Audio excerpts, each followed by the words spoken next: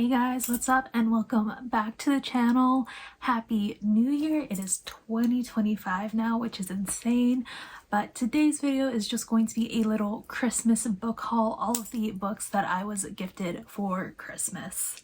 So let's get into it. Up first, I actually saw this book when I was in the city with my friend Mona to see Omar in concert when we went to visit Barnes & Noble together, and it is actually a children's book. You'll see why I had to get this in a second, but that is Chicka Chicka Ho Ho by William Boniface, illustrated by Julian Chung. I saw this and I immediately added it to my Christmas wish list because if you did not know, Chicka Chicka Boom Boom, which is like the original book that this was based off of, was my favorite book as like a toddler. Even before I knew how to read, I had to memorize Chicka Chicka Boom Boom to the point where I knew every single word of the book and I knew where to turn the pages. I like memorized it. We actually have a home video of me reading it on a chair, I think, in my room at the time. So of course I had to get this for the nostalgia factor, and if I ever have kids of my own one day, I will definitely read this to them during the holiday season. Up next is a big one because it is a box set, and that is the box set of the entire Throne of Glass series by Sarah J. Maas.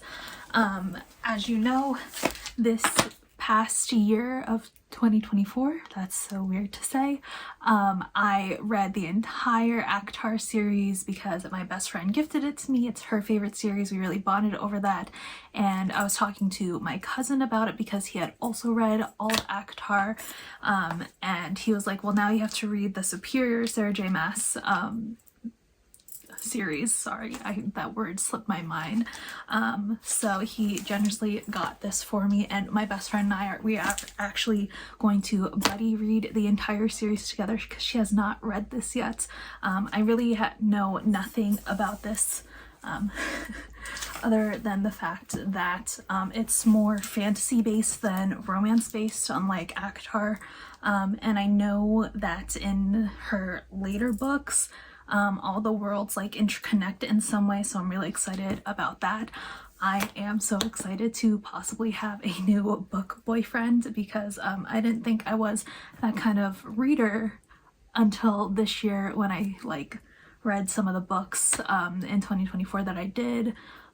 So we'll see. I've been getting a lot of like ranking SJM male characters and stuff like on my TikTok for you page. I was like, I don't know who you are yet, but I'm intrigued by you. So definitely gonna get to this soon.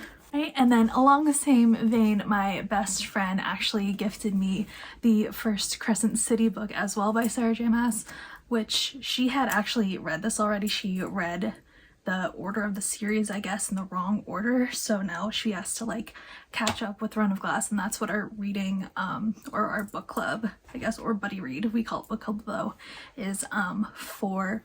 Again, I don't really know much about Crescent City. It's the size is intimidating, won't lie. Fat books intimidate me, but I do know this is a more modern world and that there's like what is it, there's like cell phones and technology in this world as well.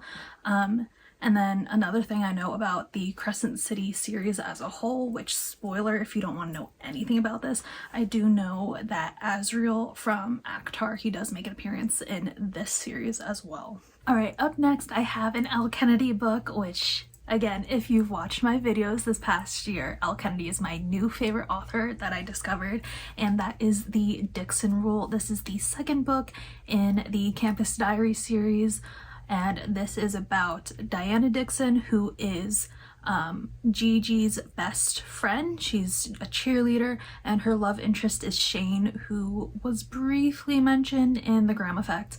And Shane has now moved into the apartment complex that Diana is living in, and she does not like him because in the previous book, it was mentioned that he basically slept with the entire cheerleading squad, but he ends up convincing Diana to fake date him to get rid of his, I don't want to say crazy ex, but his ex who really wants him back. So it's fake dating, and I think that's one of the tropes that Elle Kenedy does really well. And I heard, because I've seen some stuff online, haven't seen like major spoilers or anything, but I did see that we get more of past characters that we really love from the off-campus series and possibly Briar as well, so I always look forward to that.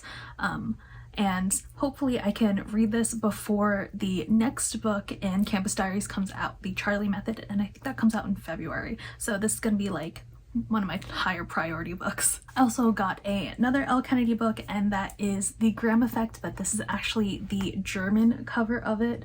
So if you can look on the back, it actually is all written in German, but the cover is just gorgeous. And I love a pretty cover, and with my favorite books, my favorite authors, as you will see, I have a tendency to collect multiple covers because I just like collecting special edition books of my favorite authors and my favorite books. I'm not doing it for every single book that I like, but favorite authors like Elle Kenedy. I have a couple editions of Christina Lauren books and Casey McQuiston. I have an entire Casey McQuiston shelf. Stuff like that I do tend to collect for myself. Up next we have The True Love Experiment by Christina Lauren. Again, Christina Lauren, my favorite romance author duo. I love their writing. They introduced me to the adult romance genre with Love in Other Words, which I completely devoured in one day. So of course I want their entire backlist on my shelves, and this is just adding to my collection of their books.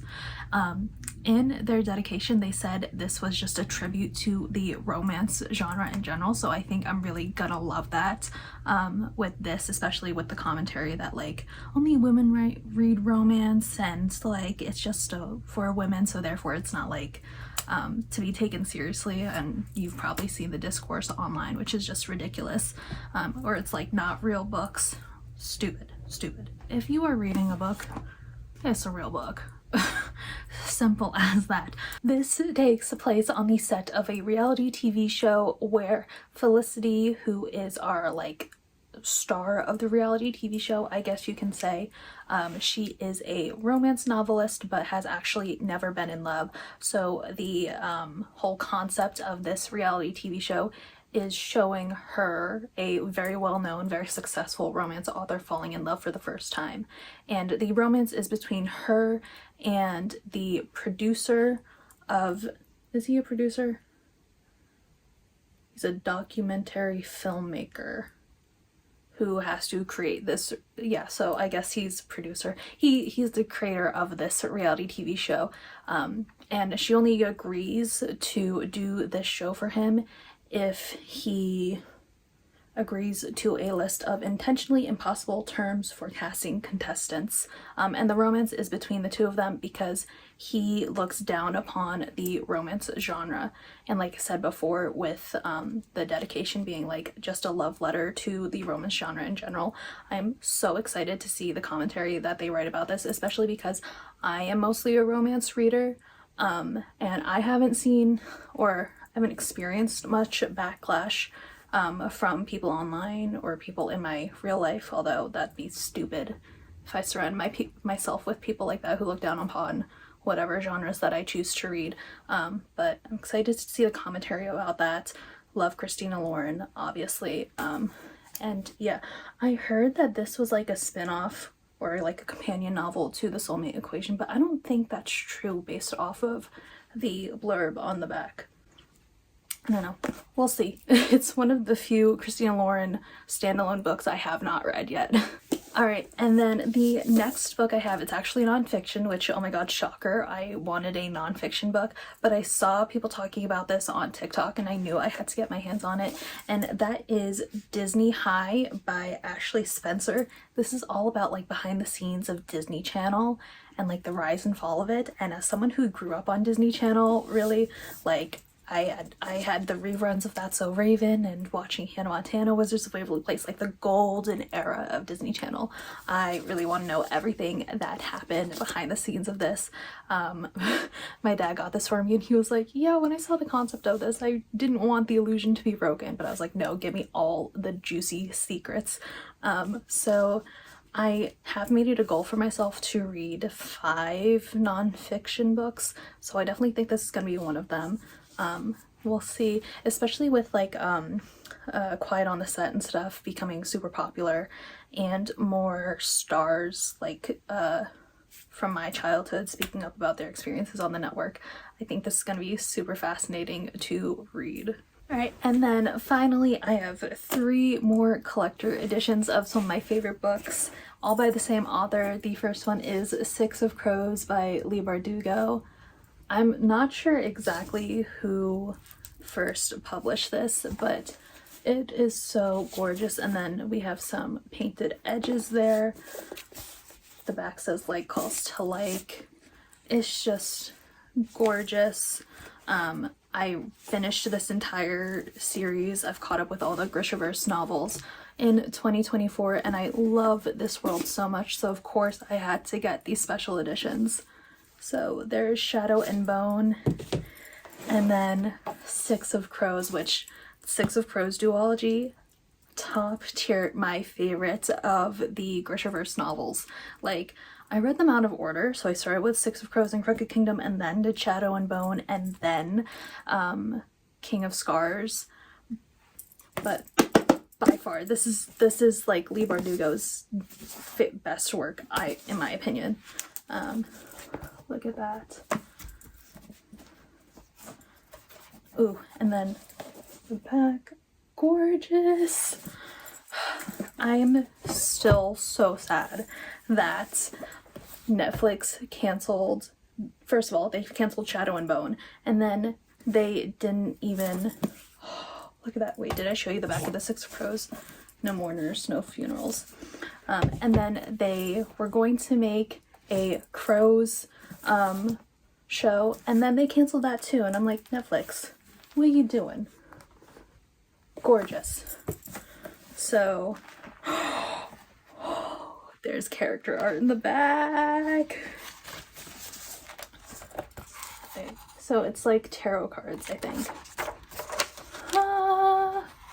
Love them so much.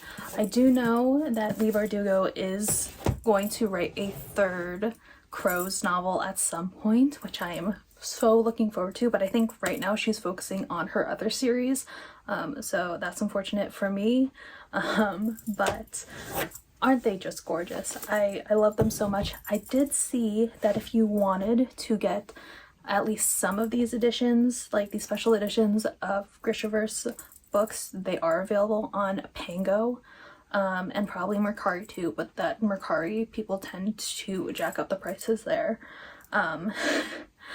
But that is my little Christmas book haul. Let me know in the comments if you got any books for Christmas and if you've read any of the books that I got and your thoughts on it. That is it for this video, guys. Thank you for joining me today. If you want to see more of my lovely face, you can follow me on all my social media, which is linked down below. Make sure to hit that subscribe button and I will see you in the next one. Bye!